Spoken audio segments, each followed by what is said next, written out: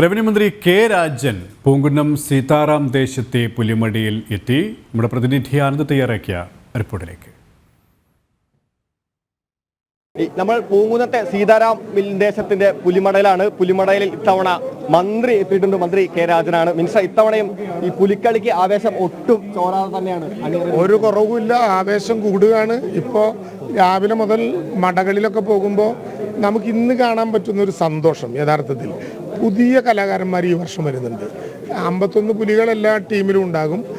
പുലി മടകളിൽ നിന്ന് വരുന്ന പുലി വണ്ടികളുണ്ടാകും, പുലി കൊട്ടുണ്ടാകും. അതൊക്കെ സാധാരണയിൽ നന്നായി പോകുന്നുണ്ട്. പക്ഷെ പുതിയ കലാകാരന്മാർ വരുന്നു, അതാണ് ഞങ്ങൾക്ക് ഏറ്റവും സന്തോഷം. കാരണം ചാത്തുണ്ണിപ്പുലിയെ പോലെ പാരമ്പര്യമുള്ള പുലിവേഷക്കാരുണ്ടായിരുന്ന ഒരു നാട്ടിൽ പാരമ്പര്യക്കാർ മാത്രമല്ല പുതിയ തലമുറയിലും ഇതിലേക്കൊക്കെ ആകൃഷ്ടരായി ആത്മസമർപ്പണത്തോടെ വരാൻ പറ്റുന്നുണ്ട് എന്നുള്ളത് ഞങ്ങളെ വല്ലാതെ സന്തോഷം കൊള്ളിക്കുന്നു.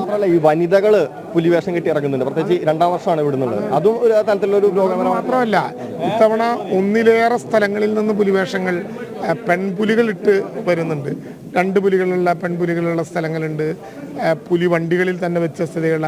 ഇനിയിപ്പോൾ കുറച്ചുകൂടി കഴിഞ്ഞാൽ നിങ്ങൾക്ക് ഈ ഛായാചിത്രങ്ങൾ, നിശ്ചല ദൃശ്യങ്ങൾ കാണാം. അതൊക്കെ അവസാന ഘട്ടത്തിൽ പണിപ്പുരയിലാണ്.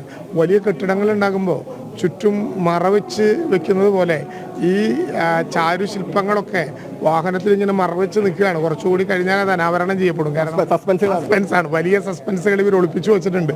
അതൊന്നും ഇപ്പോൾ നമ്മളോട് പറയില്ല. ഇപ്പോൾ നമ്മളെ പുറത്ത് കാണിക്കാൻ പറ്റുന്ന സാധനങ്ങൾ മാത്രമേ പറയുള്ളൂ. പക്ഷേ ഒരു പ്രധാനപ്പെട്ട കാര്യം മനസ്സിലാക്കേണ്ടത്, ഇതിവിടെ പച്ചയായ മനുഷ്യൻ ശരീരത്തിൽ നല്ല പെയിൻ്റങ്ങ് തേച്ച് ഇത് വലിഞ്ഞു മുറുകിയാൽ ശരീരത്തിലുണ്ടാകുന്ന പ്രശ്നങ്ങൾ, പ്രത്യേകിച്ച് ചൂടായാലുണ്ടാകുന്ന കുഴപ്പങ്ങൾ, ഞാൻ നേരത്തെ ആളുകളോട് പറഞ്ഞു, വടി പിടിച്ച പുലിയെ കാണണമെങ്കിൽ ഇവിടെ വരണം.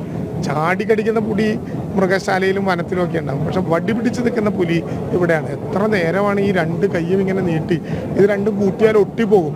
2 കൈയും ഇങ്ങനെ നീട്ടിപ്പിടിച്ച്, ഇനി ഇത് കഴിഞ്ഞാൽ പുലിക്കളി കഴിഞ്ഞാൽ ഈ ലൈം ലൈറ്റ് അങ്ങ് പോകും. നമ്മളെല്ലാവരും സമ്മാനം കൊടുത്ത് പിരിയും. പിന്നെ ഈ ശരീരത്തിൽ നിന്ന് ഇതൊന്നും മാറ്റാൻ, ഇത് സാധാരണ വെള്ളം ഒഴിച്ച് കഴുകിയാൽ പോകുന്ന പെയിൻ്റല്ല, നല്ല മണ്ണെണ്ണക്കുളി നടത്തി, ഈ സ്റ്റീം ബാത്ത് എന്നൊക്കെ ആളുകൾ പറയുന്നത് പോലെ കറസിൻ ബാത്താണിന്ന്.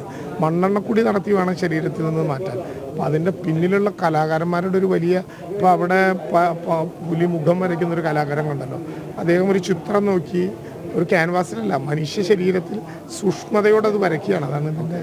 എന്തായാലും അല്പസമയത്തിന് ശേഷം തന്നെ പുലികൾ സ്വരാജ് റൗണ്ടിലേക്ക് ഇറങ്ങും. തൃശ്ശൂർ പുലികൾ കീഴടക്കാൻ ഇനി മണിക്കൂറുകൾ മാത്രമാണ് ബാക്കിയുള്ളത്.